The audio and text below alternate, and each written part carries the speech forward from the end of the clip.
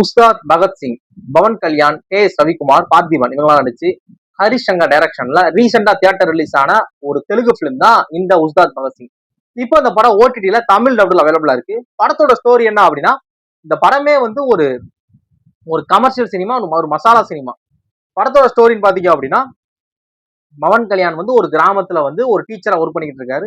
அவரை பொறுத்த வரைக்கும் அவங்க மாணவர்களை வந்து நல்ல வழியா எப்படியாவது பசங்களை வந்து நல்வழிப்படுத்தணும் அப்படின்னு சொல்லி ஒரு ஃப்ரீ ஆஃப் டீச்சிங் பண்ணிக்கிட்டு இருக்காரு. எந்த வித காசு அதுக்கெல்லாம் வாங்குறது கிடையாது.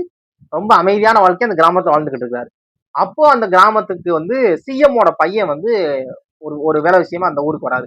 அப்படி வரவர் அங்க இருக்கக்கூடிய கிராம மக்களை வந்து துன்புறுத்திக்கிட்டு இருக்காரு. கொஞ்சம் லிமிட்டை தாண்டி ஓவரா பண்றப்ப இதை தட்டி கேட்கிறாரு பவன் கல்யாண். தட்டி கேட்கறதுனால சிஎம் பையனவே இவர் அடிச்சிடுறாரு. இந்த பிரச்சனை சிஎம்க்கு தெரிஞ்சு சிஎம் இந்த பிரச்சனைகள் உள்ள வராது. என் பையனே ஒருத்தர் அடிச்சிட்டானா யார் அவன் அப்படின்னு சொல்லி உள்ள வராது. ஆல்ரெடி பவன் கல்யாணுக்கும் சிஎம்முக்கும் இடையில சின்னதா ஒரு கான்ஃபிளிக்ட் இருக்கு. அது என்ன கான்ஃபிளிக்ட்? இவங்க ரெண்டு பேருக்குமான இப்போதைக்கு இருக்கக்கூடிய இந்த பிரச்சனை சால்வ் ஆச்சா ஆகலையா? பவன் கல்யாண் வந்து உண்மையாவே டீச்சர் மட்டும்தான் இல்ல டீச்சருக்கு முன்னாடி வேற ஏதாவது பிளாஷ்பேக்ல ஏதாவது வச்சிருந்திருக்காரா? இவங்க ரெண்டு பேருக்கு என்ன காரணம் அப்படிங்கிற ஒரு படம் தான் இந்த உஸ்தாத் பகத்சிங். படத்தோட ஸ்டோரி ஆகட்டும், படத்தோட ஸ்கிரீன் பிளே ஆகட்டும், ஒரு மாஸ் கமர்ஷியல் சினிமாவை எந்த மாதிரி அப்ரோச் பண்ணணும், எப்படி ரைட்டிங் பண்ணணும் அப்படிங்கிற மாதிரி எழுதியிருக்காங்க. ஓகேவா? அது மாதிரி கமர்ஷியல் சினிமா, ஒரு மசாலா சினிமா அப்படிங்கிறப்ப 5 பாட்டு மெனட்டரியா இருக்கும்ல, அது இந்த படத்துலயும் இருக்கு. அந்த பாட்டு ஏன் வந்துச்சு, எதுக்கு வச்சுலாம் கேள்விக்க கூடாது. 5 பாட்டு நான் ஷூட் பண்ணிட்டேன். எனக்கு எங்கெங்கெல்லாம் தோணுதோ அங்கெங்கெல்லாம் திணிப்பேன். அவ்வளவுதான். நீ லேகு சூப்பரா போயிட்டு இருக்க பாட்டை போட்டாங்க அப்பெல்லாம் யோசிக்கவே கூடாது. நான் வச்சிருவேன், என் வேலைதான். நீ கேட்டா கேள்வி கேட்கலாம். அப்போ அந்த மாதிரியான ஒரு ஒரு ஜோன்ல தான் டேரக்டர் வந்திருக்காப்ல போல. ஏன்னா படத்துல நல்லா போய்கிட்டு இருக்கிறதுனால திடீர்னு ஒரு லவ் சாங்னு சொல்லி ஒரு பிரிஞ்சு பண்ணி வச்சிடறாங்க. அது மாதிரி படத்துல பாத்தீங்க அப்படின்னா, பவன் கல்யாண் வந்து விண்டேஜான சில சாங்ஸை ரீக்ரியேட் பண்ற மாதிரியான சீன் இருக்கு. அது வந்து மேபி இவரோட சிரஞ்சீவியோட பாட்டாக நினைக்கிறேன். நான் தொடர்ச்சியா ரெகுலரா தெலுங்கு படங்கள்லாம் பார்த்த ஆட்கள், பழைய படங்கள்லாம் பார்த்திருக்கேன் அப்படின்னா, இந்த படத்துல பவன் கல்யாண் பண்ற அந்த மாதிரியான அந்த ரீக்ரியேஷன் விஷயங்கள்லாம் வந்து நிறைய பயங்கரமா உங்களுக்கு வந்து என்ஜாய் பண்ற மாதிரி இருக்கும். இப்ப இப்ப திடீர்னு வந்து ரஜினிகாந்த் வந்து ரஜினிகாந்த் நடிச்ச பழைய படத்துக்கு டான்ஸ் ஆனாலும் ஏதாவது பண்ணா நமக்கு ஒரு ஒரு ஃபீல் கிடைக்கும்ல. அந்த விண்டேஜ் இதை வந்து ரீக்ரியேட் பண்ற மாதிரியான ஒரு வாவ் அப்படிங்கிற மாதிரி இருக்கும்ல. அந்த ஒரு ஹை வந்து இந்த ரெகுலரா தெலுங்கு சினிமா, சிரஞ்சீவி படங்கள் பார்த்த ஒரு ஆட்களுக்கு இந்த படம் வரக்கூடிய விஷயங்கள் புரியும் நினைக்கிறேன். அப்புறம் படத்துல நிறைய தமிழ் ஆர்டிஸ்ட் நடிச்சிருக்காங்க. பார்த்திபன், கே.எஸ். ரவிக்குமார், ராஷி கண்ணா, கௌதமி அப்படின்னு சொல்லி நிறைய தமிழ் ஆர்டிஸ்ட் நடிச்சிருக்காங்க. படம் எந்த இடத்துலயுமே நமக்கு வந்து பெருசா ஒரு தெலுங்கு பிலிம், தெலுங்கு இண்டஸ்ட்ரீஸ் வேற இண்டஸ்ட்ரீஸ் அந்த படம்ங்கிற அந்த ஒரு ஃபீல் வரல. அது வந்து எங்க ரைட்டா நமக்கு தோணுது அப்படின்னா, நீங்க இந்த டயலாக் டெலிவரி பண்ற இடத்துல இந்த பாடல்களை அந்த தெலுங்குல வந்து ஒரு டயலாக் வந்து வேற மாதிரி அவங்க எழுதியிருப்பாங்க. இதை தமிழுக்கு அப்படியே மாத்துறாங்க அப்படிங்கிறப்ப இது இங்க இருக்கவங்களுக்கு சிரிப்பு வருதா இல்ல உண்மையாவே கூஸ் பம்ப்ஸா இருக்காங்கிறத யோசிக்காம நிறைய மாசான சீன் வந்து நமக்கு தமாசா கன்வே ஆகுது. இந்த நீ அடிச்ச அடி நான் அடிச்ச அடிங்கிற மாதிரி டயலாக் இருக்குல்ல, அதை இப்போ இதுல பண்ணி யார் எழுதி கொடுத்தாண்டா டயலாக் முடிச்சிட்டு இருக்கீங்க, என்னடா எழுதிருக்கீங்க அப்படிங்கிற மாதிரி இருக்கு. அப்படியே டிரான்ஸ்லேட் பண்ணிடுறாங்க.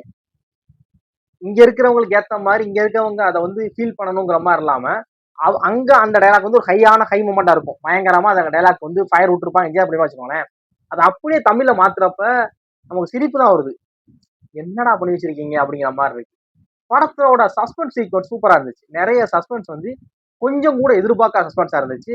சரி ஓகே, ஒரு பிளாஷ்பேக் போறாங்க, நமக்கு வந்து ஸ்டோரி இதான் ஸ்டோரி அப்படிங்கிறத புரிய வைக்கிறதுக்கா பிளாஷ்பேக்ல போறாங்க அப்படின்னா நம்மளே கையெடுத்து கும்பிட்டு தயவுசெய்து போதும் பிளாஷ்பேக்கை முடிச்சிருங்க அப்படிங்கிற மாதிரியான ஜோனுக்கு நம்ம தள்ளிடுறாங்க. ஏன் அப்படின்னா பிளாஷ்பேக்குள்ள போய் லவ்னு ஒரு லவ் பண்ணி கிரிஞ்ச போட்டு நம்மளை கொன்னு அங்க ஒரு 2 பாட்டை வச்சு அதெல்லாம். ஆனா படத்துல நிறைய சீன்ஸ் எடிட்டிங் பண்ண சூப்பரா இருந்துச்சு. படத்தோட ஓப்பனிங்ல பாத்தீங்கன்னா நிறைய ஒரு கொஸ்டின் மார்க்கான விஷயங்கள் வந்து நிறைய காமிப்பாங்க. அதெல்லாம் சும்மா நான் ரேண்டமா இருக்கு போல அப்படிங்கிற மாதிரி இருந்தா அது எல்லாத்துக்குமே கனெக்ட் இருக்கும். அதெல்லாம் அந்த ரைட்டிங் சூப்பரா இருந்துச்சு. இந்த மாதிரி விஷயங்கள் மட்டும் தான் நம்ம கனெக்ட் பண்ணிக்க முடியல. தமிழ் டயலாக் ரைட்டிங், அப்புறம் இந்த மாதிரியா லவ் போர்ஷனே இல்லாம ஒன்று பண்ணிருக்கலாமே, நல்லா ஒரு இருக்கும்ல. இந்த கமர்ஷியல் சினிமா ஒன்று பண்ணணும், அதாவது பேக்கேஜ் எல்லாமே இருக்கிற மாதிரி ஒரு ஆக்ஷன் பிளாக் இருக்கணும், சென்டிமெண்டான எமோஷனல் காட்சிகள் இருக்கணும், அம்மா பையன் பாண்ட் இருக்கணும், இல்ல அப்பா பையன் பாண்டிங் இருக்கணும், ஒரு ஃபேமிலி ஆடியன்ஸ் எல்லாருமே என்ஜாய் பண்ற மாதிரியான ஒரு கம்ப்ளீட் பேக்கேஜா ஒன்று ரெடி பண்ணணும்னு சொல்லி நீங்க இந்த மாதிரி போட்டு பண்ணிடுறாங்க. லவ் சீன்ஸ் எல்லாம் பாத்தீங்கன்னா கொல்லாதீங்கடா விடுங்கடா அப்படிங்கிற மாதிரி தான் எனக்கு தோணுச்சு. படத்தோட மியூசிக் ஸ்கோர் வந்து இந்த படத்தோட அந்த சீனை எப்படி என்ஹான்ஸ் பண்ணலாம், அந்த மூடை எப்படி எலிவேட் பண்ணலாம் அப்படிங்கிற மாதிரி இருக்கு. படத்துல நடிச்ச என்டையர் ஆர்டிஸ்ட் ஆகட்டும், என்டையர் கேஸ்ட் அண்ட் க்ரூவுமே சூப்பரா நடிச்சிருந்தாங்க. அது மாதிரி சின்ன ஒரு போர்ஷன் இருக்கு. பவன் கல்யாணுக்கு சைல்டு ஆர்டிஸ்ட் மாதிரி ஒருத்தர் நடிக்கணும். சின்ன பிள்ளை போர்ஷன் மாதிரி, பாஸ்ட் நடிக்கிற மாதிரி. அது அப்படியே பவன் கல்யாண் இப்ப இருக்கக்கூடிய அந்த லுக் இருக்குல்ல, அந்த ஒரு ஏதிசி பாப்பையில அந்த லுக்கை அப்படியே ரீக்ரியேட் பண்ண மாதிரி ஆளை பிடிச்சிருக்காங்க. அது கொஞ்சம் எந்த இடத்துலயுமே சில பேர்லாம் சில படங்கள் இருக்கு. அண்ணாத்த படத்தெல்லாம் பாத்தீங்கன்னு வச்சுக்கோங்களேன், ரஜினிக்கு பிளாஷ்பேக்ல காமிக்கிற ஆளை பாத்தீங்கன்னா கொஞ்சம் கூட மேட்ச் இருக்காது. என்னங்கடா அப்படி ஏதோ ஒரு பயணத்துக்கு போட்டிருப்பான், அவன் ஏதாவது கொஞ்சமாவது அந்த ஃபேஸ் ரிசம்பிளன்ஸ் இருக்கணும்ல, அதெல்லாம் இருக்காது. ஆனா இதுல அப்படி கிடையாது. இதுல பாத்தீங்க அப்படின்னா ரொம்ப கரெக்டா அது அந்த அளவு மேட்சிங்கா இருக்கிற மாதிரியான அந்த ஒரு இதைத்தான் இந்த இதுலதான் இருக்கும்.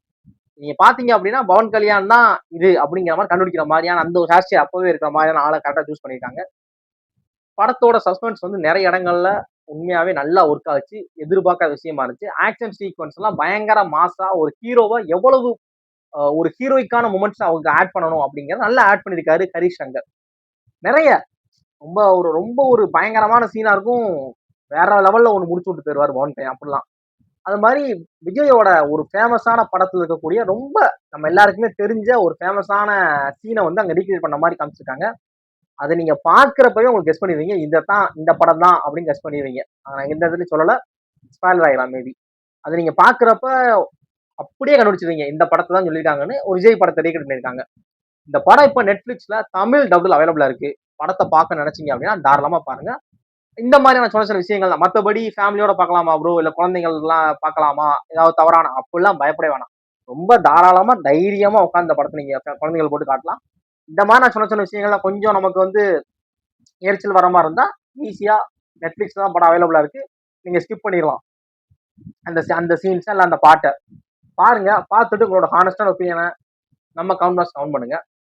உங்களுக்கு இந்த படம் பிடிச்சா பிடிக்கல அப்படிங்க உங்களுக்கு ஷேர் பண்ணுங்க. வேற ஏதாவது படத்தை ரிவ்யூ பண்ண நினைச்சீங்கன்னா அந்த பேரை நம்ம கவுண்ட் பண்ணுங்க. பார்த்துட்டு என்னோட ஹானஸ்டா ஒப்பீனியனோட ஷேர் பண்ணுவேன். தேங்க்ஸ் ஃபார் வாட்சிங்.